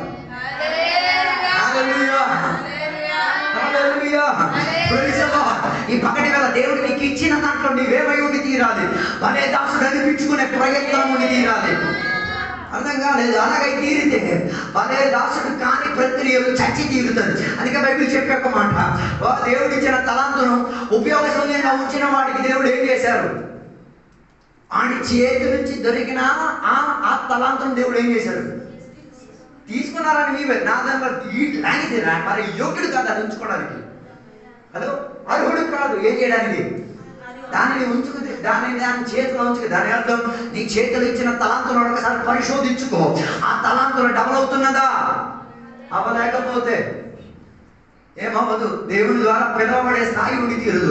అందుకే దేవునికి విడుదల పగటి వేళ ఒకసారి పరిశోధించి తీరాలి. యేసయ్య నీ యజమాని అయి తీరితే ఆయన తలాంతులు ఇచ్చి ఆశిస్తున్నాడు. నీ మూలంగా ఏదో ఒకటి జరిగి తీరాలి. దేవుడు నీకు ఆయుష్ ఇచ్చాడు. దేవుడు నీకు ఆరోగ్యం ఇచ్చాడు. దేవుడు నీకు నోరు ఇచ్చాడు. దేవుడు నీకు కాలు ఇచ్చాడు. దేవుడు నీకు అవయవాలు అన్ని ఇచ్చాడు. డబలింగ్ చేసావా? దాని ద్వారా పేరు ఏమని పిలవబడతాయి? పదే దాసుడా, మంచి దాసుడా. అలాగై తీరితే నీకేం దొరికి తీరుతుంది? దేవుడు ఏర్పాటు చేసిన పట్టణమును పరిపాలించు. ఓ లార్డ్, చాలా మంది పరలోకానికి దేనికి వెళ్ళేది? ఎక్కడ నీకు దొరికిన తలాంతరం డబల్ చేస్తేనే అక్కడ ఏదైనా దొరకగలిగేది. బైబిల్ చెప్పాము, ప్రకటన ఇంటికి వెళ్ళి చదవండి. మీరు పరలోకానికి వెళ్ళేటప్పుడు దేవుడు నీకేం చేసి తిరుగుతారు? ఇశ్రాయేల్ ప్రజలను అదే రీతిగా సకల గోత్రస్తులను ఏం చేసి పరిపాలించి తీరడానికి నా అర్హత. భూమిలోనే సంఘం పరిపాలించలేకపోతే ఇంకక్కడికి వెళ్ళి పీకుతుంది. అదో అందుకే తలాంతులు ఇచ్చింది భూమిలో ఏం చేయాలి? సంఘాన్ని పరిపాలించుకోవాలి. బైబిల్ దావీదు గురించి చెప్పే మాట, నాన్న మందలను ఎవరు మేపుకునేవారు? దావీదు మేపుకునేవారు. ఎందుకంటే అంత బాధ్యత కలిగిన నాన్న మందలను తిని తీరడానికి ఎలుగుబంటి వచ్చింది, సింహం వచ్చింది. ఎందుకు ఈ ప్రాణం అడ్డం పెట్టుకొని ఆ మేక పిల్ల ఎవరి నోట్లో ఉంది? సింహపు నోట్లో ఉంది. అదే రీతిగా ఎవరు ఎలుగుబంట్ల నోట్లో ఎలుగుబంటిని చింపేసి సింహాన్ని చింపేసి ఆ హాని కలగకుండా గొర్రె పిల్లను ఎందుకు తీసుకొచ్చాడు? ఆ గొర్రె పిల్ల ఎవరిది? మా నాయనదన్నది తెలిసి. మరి మీ నాయనదన్నది తెలిసి తీరితే ఏ లోపల గూడెక్కేసున్నా ఆ మేక పిల్లని నీవే తెలియచ్చు, చింపేసుకొని తీసుకురావచ్చు. మంచి రాసుడైతే చేస్తారు. ఎప్పుడు ఎక్కడ ప్రార్థనలే మా విశ్వాసం పారిపోయింది రాలేదు. ఎప్పుడు కలవడానికి మంచి తప్ప నీకు చెప్పలేదా? ఆ ప్రార్థన హ్యాపీ ఉత్తుకి ప్రార్థనది. అదే ప్రెసిడెంట్ వెళ్ళిపోయింది. గొప్ప ఘోర ప్రార్థన. అరే ప్రార్థన చేయడం కాదు అని కలిసేటప్పుడు చెప్పారు, నాయన రారా లేకపోతే సమాధి గడుపుగా కనబడతావు. అప్పుడు దానికి గుర్తు వస్తుంది ఏమని? ఓ బాబు చచ్చిపోయి ముందే నేను వెళ్ళిపోయి బాగుపడితే మంచిది. ఇది అలా కాదు, ఆడ కనబడదు ఈడాడు. గొప్ప ఘోరం ప్రార్థన. ఉత్తుకి ప్రార్థన. వర్కౌట్ అవ్వదు. ఏం చేయాలి? వెళ్ళి కలవాలి. అందుకే బైబిల్ చెప్పేమాట, ఒకడు దేవుని దగ్గర నుంచి దూరం అయితే రాడు ఏం చేయాలి? ఎడతడగాడు వెనకతలకి వెళ్ళి నేను చెప్పొచ్చే మాట, నాన్న మందలను మేపే దావీదు మందల యొక్క సంరక్షణ కొరకు ప్రాణం మంట పెట్టుకున్నాడు. అర్థం కాలేదనుకోండి. మంచి దాసుడైతే అలా చేస్తాడు. మంచి దాసుడైతే అందుకే కదా తన ఇంటికి వెళ్ళి తిరిగి వెళ్ళేటప్పుడు ఆయన సహోదరుడు ఒక మాట, సహోదరికి అన్నం పెట్టడానికి తీసుకెళ్ళినప్పుడు నాన్న మందాలను వదిలేసి వచ్చావన్నప్పుడు దానికి ఏం చేయలే. మనమైతే జవాబు చెప్పేసి ఆయన చెప్పేసి నాన్న మందాలు అక్కడ వదిలేసి అలాగైతే వచ్చేస్తాడు. సింహం చేతిలోనే వదలలేదంటే దాని బాధ్యత కలిగిన చేతికి ఇచ్చి ఓ లార్డ్ అంటే ఏమన్నా నీకు తెలియదు, ఏం తెలియదు, బాధ్యత ఇంకొకటికి ఇచ్చుకోవడం తెలియదు. అదో నువ్వు మంచి దాసుడు అయితే బాధ్యత ఇంకొకటికి ఏం చేస్తావు? నా వల్ల ఇది కావట్లేదు, నువ్వు ఇది చేసి తీరు. నా వల్ల ఈ వారం నా వల్ల అవ్వదు, ఈ వారం నువ్వు నా వల్ల ఏంటి ఇది చేసి తీరు. పని మాత్రం ఏమైతే జరిగి తీరాలి. నేను చెప్పి రావడానికి ఉన్న ఉద్దేశం అనన్య సభ్యులకు అవకాశం దొరికింది అనే దాసుడు అన్న పేరు తెచ్చుకు తిరగడానికి. కానీ వారికి దొరికినవన్నీ దుర్వ్యాపారం చేయడం వలన, దేవునికి అవమానం తెచ్చే ప్రక్రియ చేయడం వలన ఏమై తీరారో చావుకు గురై తీరారు. అలాగైతే నీ చావుకి నీ జీవానికి మంచి తరగతులు నువ్వు ఉన్నావు. రేపు ఈ గడియను సత్య తీరితే పరిస్థితి దేవునికి అనుకూలం చెందే మరణమా, దేవునికి వ్యతిరేక వెదజల్లి తీరేతరు మరణమా. ఇప్పుడు ఏం చేసుకో దాన్ని క్రమం పాటించింది. పోయిన రోజు ఒక్క విశ్వాసి గురించి వినడం నాకు చాలా వేదన కలిగింది. అవిశ్వాసి జీవించిన కాలం మంచి విశ్వాసిగా జీవించాడు. మరణించిన గడువు వచ్చినప్పుడు పలకరించడానికి వెళ్ళిన విశ్వాసం మీదకి ఏం చేసి కొడతారు? చెత్త జల్లివు. అప్పుడు ఆ సంఘ బిడ్డలకు ఆశ్చర్యం కలిగింది. ఓ నాయనో ఇన్నాళ్ళు గొప్ప అభిషిక్తుడుగా జీవించాడు, ఇన్ని పాటలు ఇన్ని ఆరాధనలు చేశాడు. చివరి గడి వచ్చినప్పుడు ప్రార్థన చేయడానికి వచ్చిన విశ్వాసం మీదకి ఏమి విసురుతున్నాడు? చెత్త ఇస్తున్నాడు. బట్టలు ఇప్పించుకొని ఊళ్ళల్లో తిరుగుతున్నాడు. ఆయనకి అర్థం కాలే ఏంటిది. వాళ్ళందరూ కూర్చొని దేవుని సన్నిధిలో ఏం చేయడానికి ప్రారంభించారు?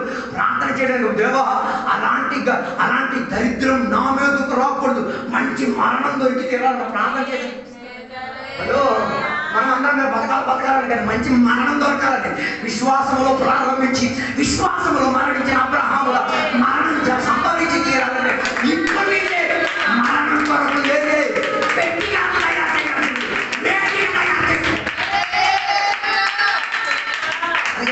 చెప్పేది నాజరుకి ఎవరు ఏం చేయడానికి రాలే.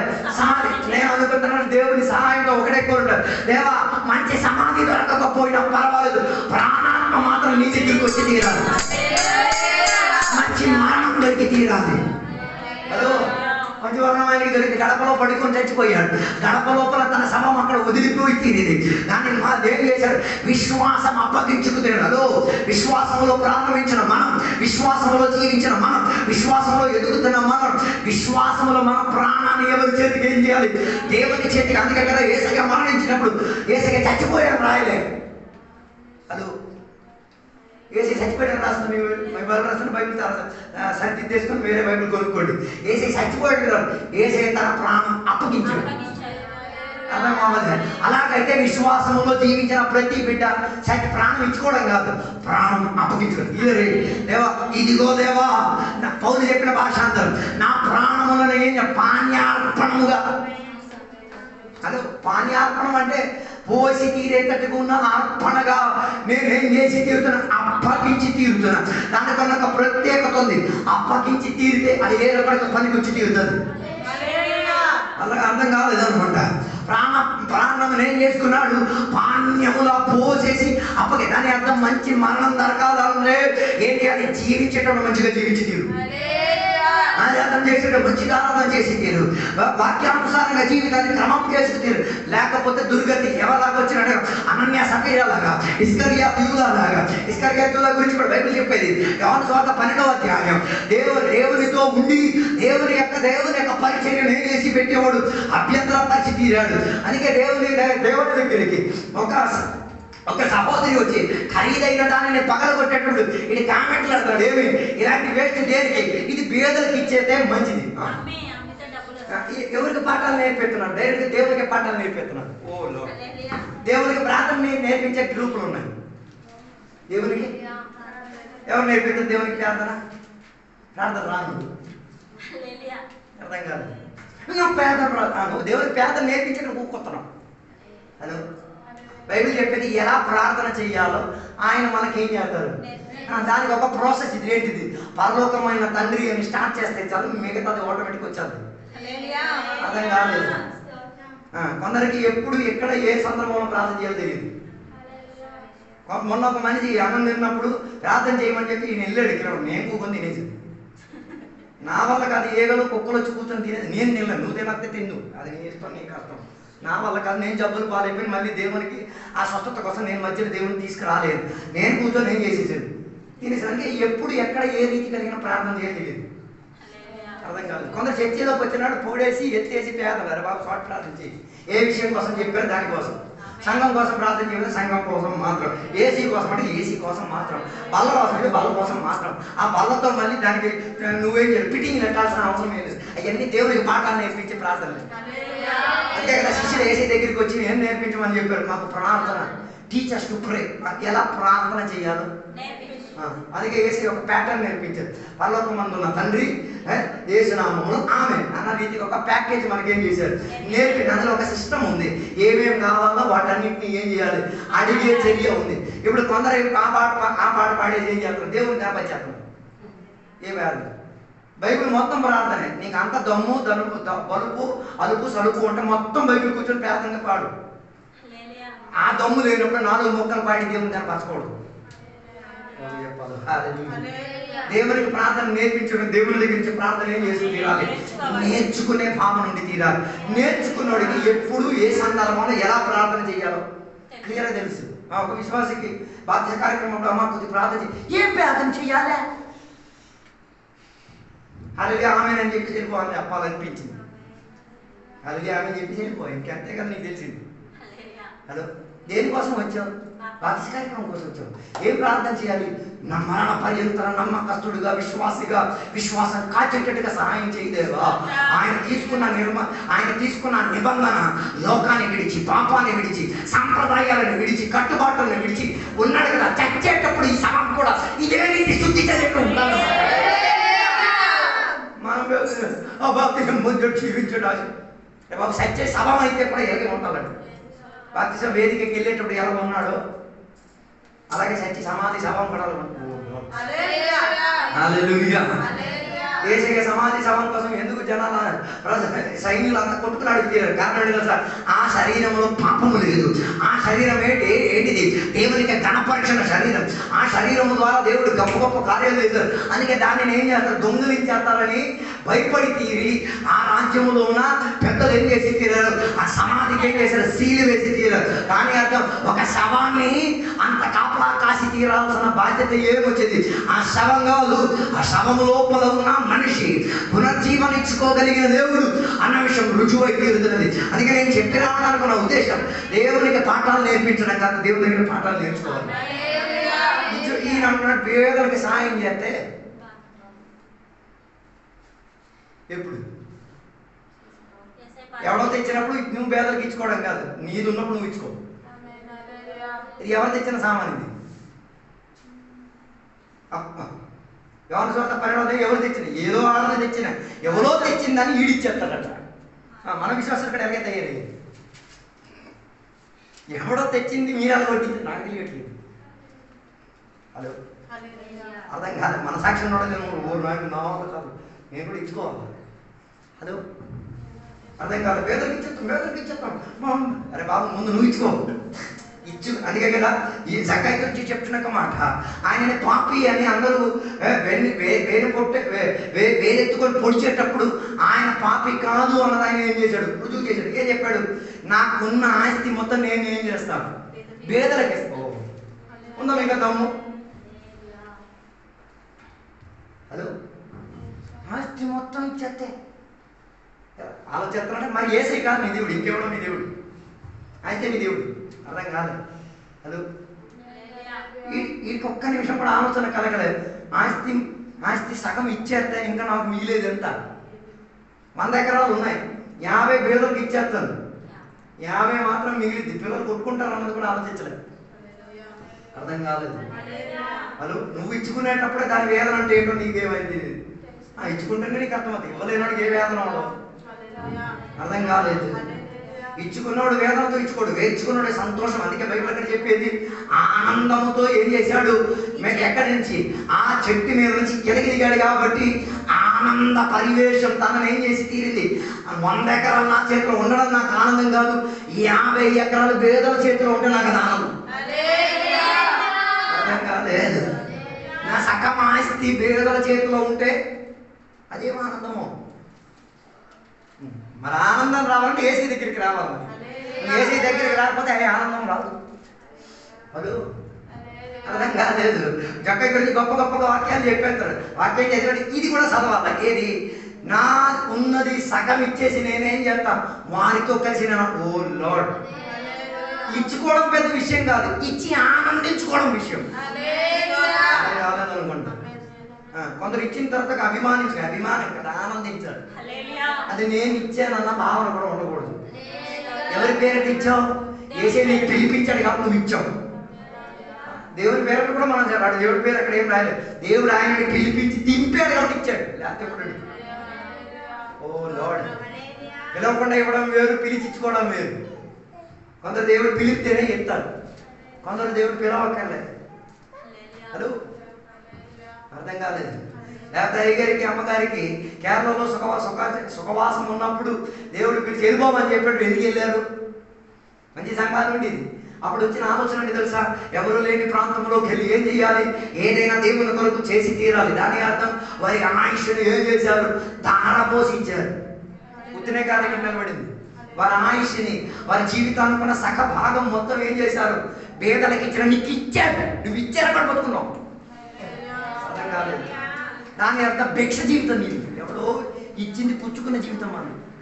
నేను మిమ్మల్ని కించపరిచి చెప్పిన భిక్ష నేను నీకు గుర్తు పెట్టేస్తున్నాను. ఎవడో దయవలు ఉన్నామని, ఎవరో నీ కొరకు మధ్యవర్తిగా ఉన్నారని. నేను చెప్పేది నా పేదలకు ఇచ్చుకోవడం, ఎవరిదో ఇచ్చుకోవడం కదా. నేను ఇచ్చుకో, నువ్వు ఇవ్వకుండా నువ్వు ఇచ్చేనైనా, నువ్వు ఇచ్చినాను, నువ్వు ఈ ముందు.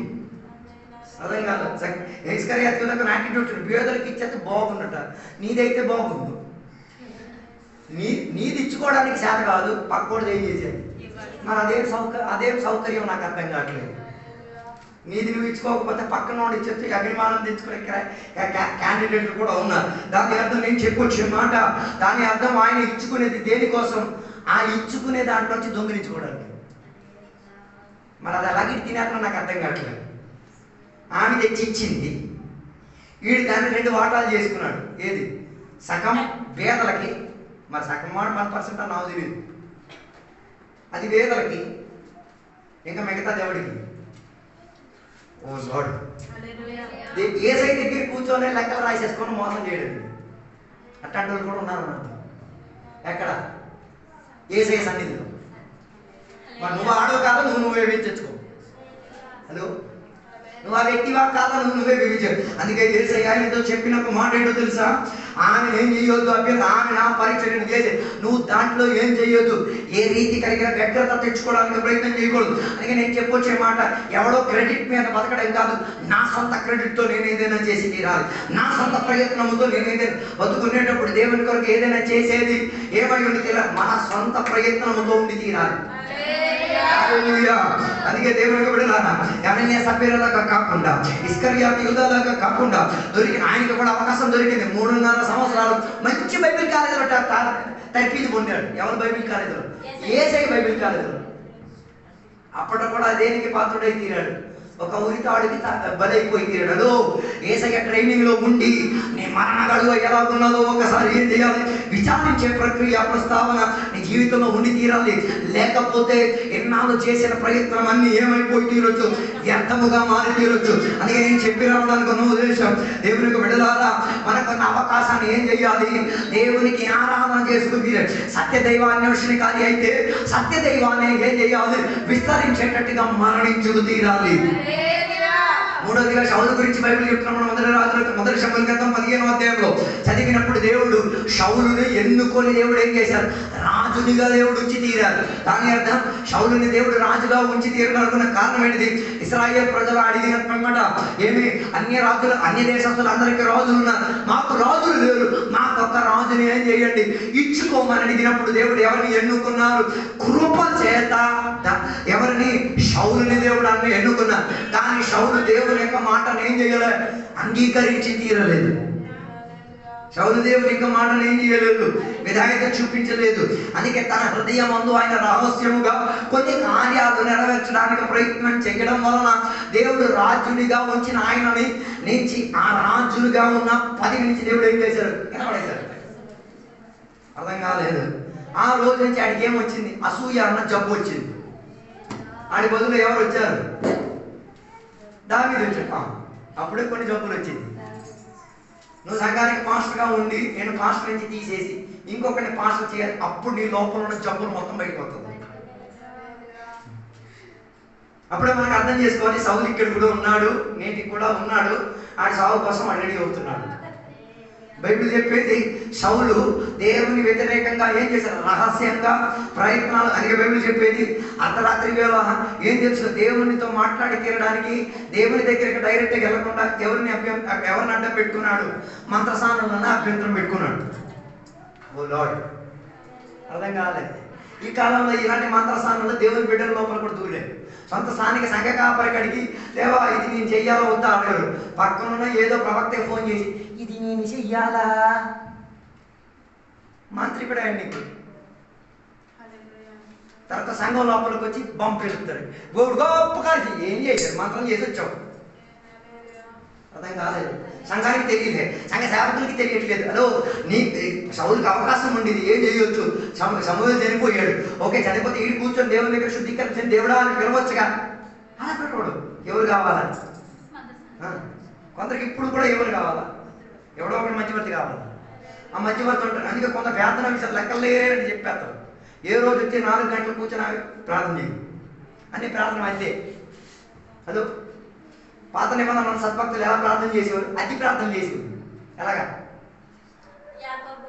ఎవడో పేరు పెట్టుకెళ్ళి ఈనాడు కూడా అలాగే చేస్తున్నా. దేవుడు పెట్టు, దేవుడు మనకి చెప్పే ప్రార్థన చేసి మనం చెయ్యం. అయ్యో నమస్కారం, సిగ్గనిపించట్లేదా అలా తల మీద ఉంచుకోవడానికి? ఎన్ని రోజులు అలా ఉంచుకోవాలా? చర్చికి వచ్చిన దగ్గర నుంచి నేటికి అది మారలే. అది ఒక ఏమైపోయింది, ఒక సిద్ధాంతంగా మారిపోయింది. అయిపోయిన తర్వాత వచ్చేది కాదు. మరి ఎందుకు చేయించున్నా? నువ్వు రోజు కూడా ఏం లేదు, జీవితశ్రీ బాగుంది, మరి ఎందుకు? అదొక ట్రెడిషన్, అలా పెట్టాలి. అదే మన కాథలిక్లో పాత్ర కూడా అదే చేసేది. మీ అయ్యగారు చెప్పకుండా నువ్వు అదే చేయించేది. ఆయన వద్దని చెప్పలేడు, వద్దని చెప్పి మళ్ళీ నువ్వు రావేమో. హలో, అర్థం కాలేదు. హలో, ఉన్నారా నా దగ్గర? అది అలవాటు అయిపోయింది అనిపించట్లేదా? అది అలవాటే, అలవాటు మారాలి. ప్రార్థన చేయొద్దని నాకు చేయించుకోవాలి. కొన్ని నిరుత్సాహపరిచారు. అయ్యో ఇప్పుడు నేను బలహీన ప్రార్థన చేస్తాను, పిల్లలు జరిగింది. దుత్తున వచ్చి నిలబడితే ఏం జరగదు. దానికి ఉన్న విలువ ఏమైపోతుంది? విలువ లేకుండా పోతుంది. అందుకే బైబిల్ చెప్పేది కృపాసింహాసనం ఎదిగిట్టు పరిగెట్టి తిరగడానికి మనకేముంది? ఫ్రీ యాక్సెస్ ఉంది. పరిగెట్టి వెళ్తారు. ఎలా లేకపోతే మనం ఎవరికైనా ఏం చేయొచ్చు? అప్పగే హస్తం దేవ ఒకసారి నా కోసం ప్రార్థన చేయండి, ఒకసారి నా స్థితిగతుల్లో ఏం చేయాలి, నాకు ఒక విడుదల కావాలి. కానీ షౌలు ఏం చేయలే. అలా చేయకుండా ఎవరి దగ్గరికి పరిగెట్టారు? మంత్రసాన దగ్గరికి పరిగెట్టారు. ఎవరిని తీసుకొచ్చారు? చచ్చిపోయిన ఉన్నప్పుడు తీసుకొచ్చారు. హలో, ఇంకా దానికి ప్రార్థన కూడా పెట్టారు. ఎవరు చనిపోయారు? సమూయేలు చనిపోయాడు, మట్టికి మట్టి అయిపోయాడు, పాతి పెట్టేశారు. అట్లాంటి వాడిని ఏం చేశారు? బయటికి రప్పించి ఆడి పోలికలో మాట్లాడేటువంటి దేవుడు నా ప్రార్థన, అరే బాబు వచ్చింది దురాత్మ నాయన, అది ఇశ్రాయేల్ ప్రజల మధ్య ఎంత విభ్రాంతి తీసుకొచ్చి నేను చెప్పొచ్చే మాట, అయ్యో దేవునికి ఎదిగి దేవునితో సహవాసం పెట్టి ప్రజలకు మోసపరిచి తీరడానికి వేదిక తయారు చేసి సౌలు తెచ్చాడు. హలో, సౌలు తెచ్చేటప్పుడు ఏ యాక్సెస్ను ఓపెనింగ్ చేసేసాడు. దేవునికి డైరెక్ట్గా వెళ్ళి ప్రార్థన చేయడం కాదు, ఇండైరెక్ట్గా కూడా ఎవరినో ఒకటి అడ్డం పెట్టుకొని ఏం చేయొచ్చు, ప్రార్థన చేసుకోవచ్చు అన్న రీతిగా ఒక సిద్ధాంతం ఏం చేశాడు? ప్రస్తావించుకునేది. ఓ లార్డ్, దాని వలన ప్రజలకు ఈజీ యాక్సెస్ అయిపోయింది. దేవుని పిలవక్కర్లేదు, ఇలా కూడా ఏం చేయొచ్చు. అందుకే సౌలు కాల తరగతి తర్వాత ఇశ్రాయేల్ మెల్లిమెల్లిగా దేనిలోకి ప్రభావం అయిపోయారు? అన్యారాధన వైపు, దేవుడు కాని దేవుని వైపు, దేవునితో అనుబంధం వైపు కాకుండా దేవునితో అనుబంధం లేని సాంప్రదాయాల వైపు. చివరి మాట, హలో, నీ విశ్వాస జీవిత చర్యలో కలిగిన పొరపాటు భవిష్యత్తు జనాంగానికి ఏం చేయొచ్చు? పొరపాటుగా మారవచ్చు. మాటలు నేను ముగించేసి చెప్తున్నాను. నువ్వు విశ్వాస జీవితంలో రక్షణ పొంది, మౌన మనసు పొంది, బాప్తిసం పొంది, ఆత్మాభిషేకం పొంది, సంఘ బిడ్డలుగా ఉండి పొరపాటు జరిగిపోతే దానిని పొరపాటుగా అంగీకరించి జనాంగం రెడీ అవుతున్నాను. అర్థం కాలేదు. దాని ఆ పొరపాటుకున్న విత్తనం ఎవరిది? సౌలుది. ఆ సౌలు విత్తనం ఇశ్రాయేలు ప్రజలకు ఏమై తీరింది? కారణంగా మారి తీరింది. అందుకే బైబిల్ చెప్పేది, ఆదాము యొక్కడి యొక్క పాపం మూలంగా సకల మానవులేమై తీరారు. మరి నీ మూలంగా ఏమైనా నువ్వు వివేచించుకో. తర్వాత బైబిల్ చెప్పేది, యేసయ్య ఒక్కడి మూలంగా మనందరికీ వచ్చి తీరింది విమోచన. అలాగైతే ఆదామును లోకానికి ఇస్తున్నావా? యేసయ్య నువ్వే ఊహించుకో. ఆదాము క్రమావళిని ఇస్తున్నామంటే నీ చర్చి లోపల ఆదాము వంశావళి ఫుల్గా ఉంటాయి. అదే యేసయ్య వంశావళి ఇస్తున్నామంటే యేసయ్య వంశావళి ఫుల్గా శాతం నిండించి తీరదు. అందుకే ఆప్షన్ మీ చేతిలో ఉంది. ఏ దేవుడిని నీవు సేవించి తీరాలి, ఏ దేవుడిని నిజ దేవుడు అంగీకరించే ప్రక్రియ ప్రస్తావన నువ్వు చేసుకు తీరు. అలాగైతే నీ జీవితం బాగుపడి తీరుతుంది. ఈ వాక్యాలలో దేవుడు మీ అందరిని కూడా దీవించును గాక. ఇప్పటికి దేవుడిని సమర్పించుకుందాం, ప్రార్థన చేసుకుందాం. పరిశుద్ధ మహోన్నతుల దేవా నీకు వందనాలు. నువ్వు చెప్పిన పిమ్మట దేవా నీ వాక్యోపదేశంలో నేను ప్రస్తావించి తీరా. ఇది నా బలమో, నా బుద్ధో, నా శక్తో, నా సామర్థ్యం కాదు దేవా. దేవా నేను నేర్చుకున్న ప్రక్రియలో దేవుడు మాట్లాడిన దానిని నేను ప్రజలకు అందించి తీరా. ఎందరు దానిని స్వీకరించారు, ఎందరు దానిని ధిక్కరించారు, దానికి నాతో లెక్కలేదు దేవా. నా పని దేవా వేగాల ప్రస్తావన చేసి తీరాలి. అది అంగీకరించాలా, తుచ్చీకరించి తీరాలా. అది వారి వ్యక్తిపర స్వాతంత్ర్యం దేవా. వ్యక్తిపర స్వాతంత్ర్యాన్ని లెక్కించుకు తీరి అంగీకరించి పశ్చాత్తాపడి వదులుకోవాలని ఇది నా జీవితానికి పనికొచ్చేది కాదు, దీనితో నాకే రీతి కలిగిన దేవ అనుబంధం లేదు, ఇది నా జీవితంలో వద్దు అని ఆశపడి దేవుని యొక్క సన్నిధిలో కన్నీరు కాల్చి పశ్చాత్తాపడి పాప విమోచన కోసం ప్రయాసపడిన దేవ బిడ్డల కొరకు నేను ప్రార్థన చేస్తున్నా. వారు ఆశించిన పెమ్మట వారి జీవితంలో అది విడుదలగా మారి తీరుడు కాక, వారికి అది సహాయముగా, క్షేమముగా, ఆత్మిక సంరక్షణగా, మరణ పర్యంతర నమ్మకస్తుడిగా ఉండి తీరడానికి విశ్వాస మరణం ద్వారా దేవుడి చేతికి అప్పగించి తీరే వాక్య తరగతిగా మారి తీరుడు కాక.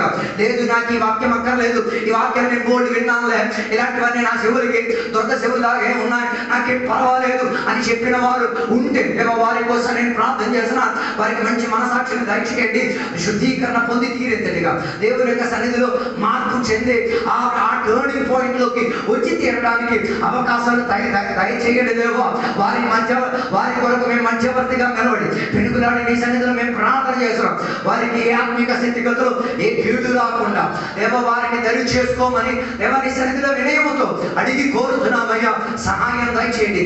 ఇప్పుడు కాకపోతే ఇంకెప్పుడైనా మారు మనసు పొంది తీరడానికి, పాప నివారణ జరిగి తీరడానికి అవకాశం దొరికొచ్చే వేదికలో దానిని ఉపయోగించి తీరేందుగా సౌకర్యం సదుపాయాలను దయచేయమని కోరుచున్నాం. అదే రీతిగా దేవా ఈరోజు చెప్పబడిన వాక్యాలు మా జీవితంలో నూరంతల ఫలింపును దయచేసినందుకు దేవా నీకు స్తోత్రం. అదే రీతిగా మేము ప్రార్థన చేసిన సకల విషయములో మేము ఆత్మశక్తితో ఆరాధన చేసిన దేవా ఆ ఆత్మిక అనుబంధములు గొప్ప విడుదల నుంచి తీరినందుకు దేవా నీకు స్తోత్రం. దాని ద్వారా దేవా నిజమైన దేవుడు, స్థిరమైన వాడు, స్థిరపరిచిన వాడు, బలపరిచిన వాడు, ధైర్యపరిచిన వాడు, మా పాపాలను గుర్తించిన వాడు, మమ్మల్ని అందరికీ తీర్చుకోవడానికి సహాయపడిన వాడు అన్నదానిని తెలుసుకు తీరడానికి సహాయం దయచేయండి. మేము ప్రార్థన చేసిన సకల విషయంలో గొప్ప అద్భుతాలు సూచనలు జరిగినందుకు దేవానికి స్తోత్రం. దీవెనలతో నింపినందుకు దేవానికి స్తోత్రం. యేసు నామమున అడిగి వేడుకున్న పరమ తండ్రి ఆమేన్. తండ్రి యొక్క కుమారుడు పరిశుద్ధాత్మక సహవాసం ఇప్పుడు వెళ్ళినప్పుడు ఇక్కడికి వచ్చిన సద్భక్తులతో దేవా నీ రెండో రాకడ వరకు తోడయ్యుందును గాక. ఆమేన్. అందరికీ వందనాలు. సాయంత్రం 6 గంటలకు